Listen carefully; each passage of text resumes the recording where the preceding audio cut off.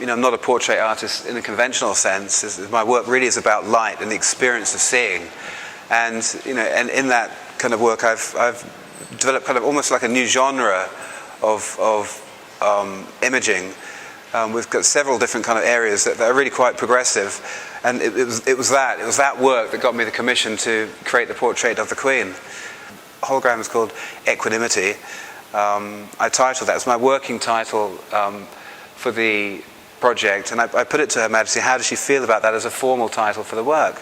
Because for me, the word equanimity, where I came across it, is in my practice of meditation, where to achieve an equanimous state of mind, a really still state of mind, where one is just observing and not reacting, I think said a lot about the Queen. I mean, she had to deal with a lot. I mean, right now she's really riding on a lot of popularity in England. They say she's never been more popular statistically. But she and the family have been through some difficult times.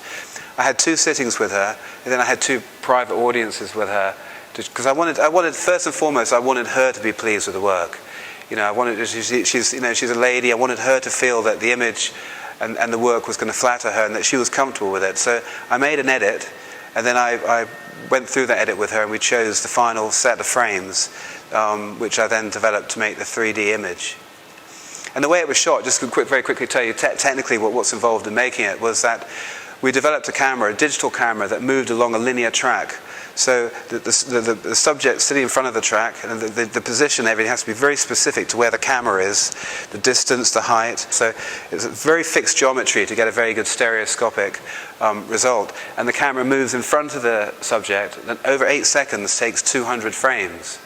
And it's quite difficult to sit still for 8 seconds, really. But what I like about the idea of it is actually it's like a chunk of her life. It's like that image actually is a chunk of 8 seconds of someone's life. It's not just like a photograph where it's a moment. It's really capturing a little section of life.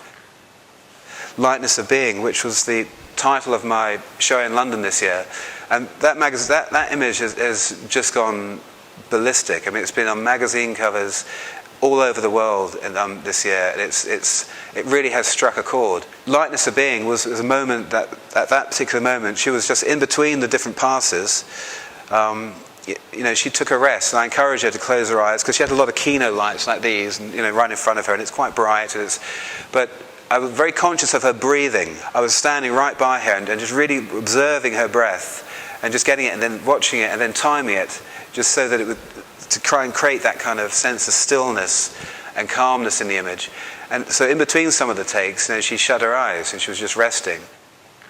I've done portraits and I've worked with rock stars and stuff, but fame is, she transcends fame. The essence of what the Queen stands for is beyond that. And so it was an honor to do it.